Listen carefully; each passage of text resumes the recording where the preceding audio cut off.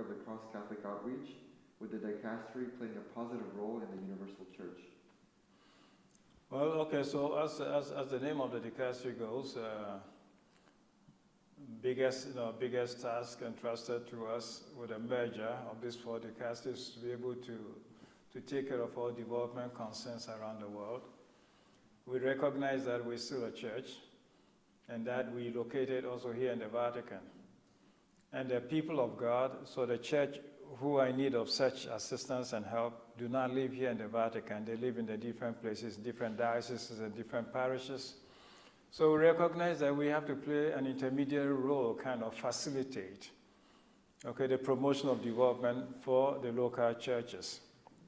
And so it's important for this development, you need 2 essential things. You need actors trained who dispose of some, qualification, expertise, and then you need the resources to make this happen. So in terms of training, the competence of the personnel, we try to work together with other organizations like Caritas, usually has competent staff and other bodies in the local churches. And for resources, sometimes we have from here, from the dicastery, but sometimes also from other entities who dispose of philanthropic objectives and who are ready to commit funds and resources to this development. And cross-Catholic outreach is being in that category, being able to raise funds and being able to support some of these development initiatives. So they've done a good job so far. I have come to know them of late, not too long ago. Some have known them better from their relationship with former dicasteries in the past. But we're making an experience of them lately, and we found them to be, a dependable dependable supporters, benefactors, if you want, of some of these projects to help, promote the development of people, supporting them in their, needy situations, sometimes helping them develop facilities, sometimes helping them feed, sometimes helping them develop agricultural means and all of those. All right. So you kind of answered some of the questions in number 2, so I'll skip that. Sure. Let's move over to number 3. Where is the greatest opportunity for cross-Catholic outreach to help with Populum Progressio, the foundation, and their charitable work? As I mentioned, we need 2 things: the skilled personnel and then the resources. Everything in the Holy See has a little bit of tradition. Okay, it has a bit of history. Now, so there is in Latin America, in this case, a foundation called the Populum Progressio, which was established by Pope John Paul II during his visit to that part of the world, okay, in the 80s. And Populum Progressio was set up to promote development among 2 needy classes of people in Latin America: the indigenous population and people of African descent, okay, in Latin America. So basically, it is promotion of the development of people, but in a special category, probably recognizing the fact that the normal development procedures sidesteps or does not take them into consideration. So that's Populum Progressio as a foundation. Now, this foundation itself, which is handled and managed by the local churches, because their board is constituted by the Bishops' Conference of the local churches. This board, however, does the work of selecting projects, identifying projects, or helping the communities formulate the projects. Then it comes to financing the project. And the financing of the project sometimes is taking Populum Progressio to come knocking on the doors of CHEI, Italian Bishops' Conference, or some other donor groups around the world. And that's where cross-Catholic outreach comes in very handy. Indeed, it's practically institutionally committed a certain sum of money to helping Populum Progressio every year. If I'm not mistaken, at least every year they try to commit about $500,000 to development projects and support of things happening in that area. It's a big help, because we could not, this dicastery cannot, arrange to donate or to give to one particular region this quantum of money for their development and help. So the support of the Cross-Catholic Outreach in that regard is almost invaluable, and we're always grateful to them for doing that. Right. And can you quickly explain in layman's terms the significance of the pontifical statues Cor Onum conferred on Cross-Catholic Outreach in 2015? Yeah, it's almost like a recognition, okay? It's a sign of recognition, recognitio. And the recognition of anything related with the church simply means that the church recognizes them as a legal entity, recognizes them as worthy representatives also of the church itself, meaning that in terms of doctrine, in terms of what they do, they are ably representative of the church. The church can identify with them without any problem. So that's the big thing. But essentially, the title which was conferred on them is a title of recognition. Okay, and recognition in that sense, the procedure is a little bit interesting. It's during the days of Pope John Paul II, he allows some dicasteries which deal with certain groups in society the power to confer on them this recognition. And so Cor Unum at that time had the right or the power to confer this on a body that assists with humanitarian assistance and development aid. And so it was the competence of Cor Unum at that time to confer on Cross-Catholic Outreach this status. So from that moment, Cross-Catholic Outreach is a body recognized by the Catholic Church for its generous support of church mission, for its worthy and able representation also of the doctrine and the belief points of the Catholic Church, in such a way that what they help with and what they support in no way contradicts any doctrinal statement or any approach of the church.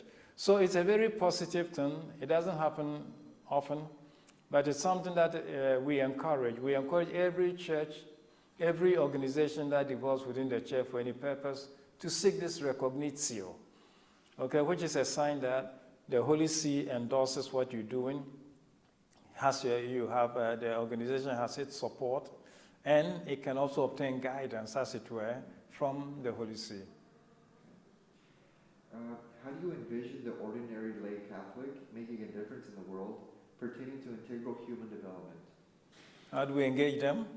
Yes, how do you see the average Catholic making a difference? No, in so very many ways. These days of voluntarism, we're doing this interview here in Italy, in Rome, and you probably know of the group called FOXIV, okay? FOXIV is a group that organizes volunteers and do a lot of voluntary work. And we just heard from one staff of this dicastery, Alexandra Silvi, who is a scout, a Girls Guide leader, and they do a lot of voluntary work also. So, I mean, I just cite this example simply to say that lay people's support of the church's mission can take place in so very many different ways. Those who can decide sometimes to go on mission. They accept to go, live in a place, render support, either with their skills, with their knowledge or whatever, to help the local population, with whatever projects they have in mind. When it is not possible for people to do such visits, sometimes then they provide a means, okay, to make those type of things, happen or possible. And that's what Cross-Catholic Outreach does. It provides a means to enable some stuff like that happen. But it doesn't limit itself to that, simply giving the means and staying away, as it were, in a comfortable America or whatever.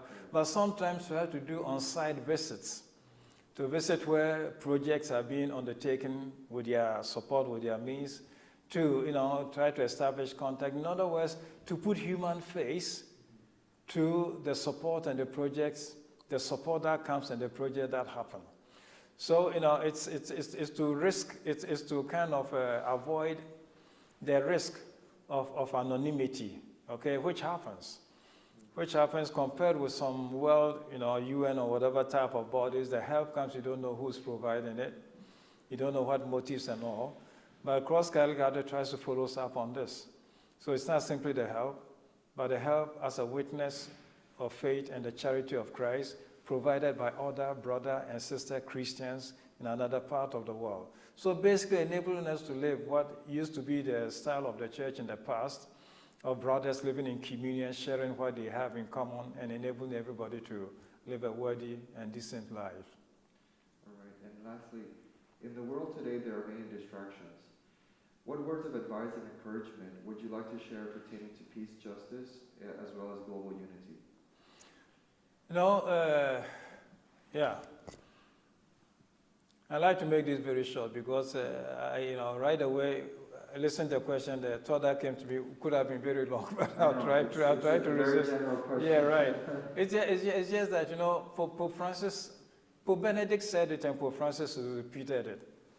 You cannot love somebody without being interested in the person's social condition. Okay? And when Pope John Paul II was beatifying a German, a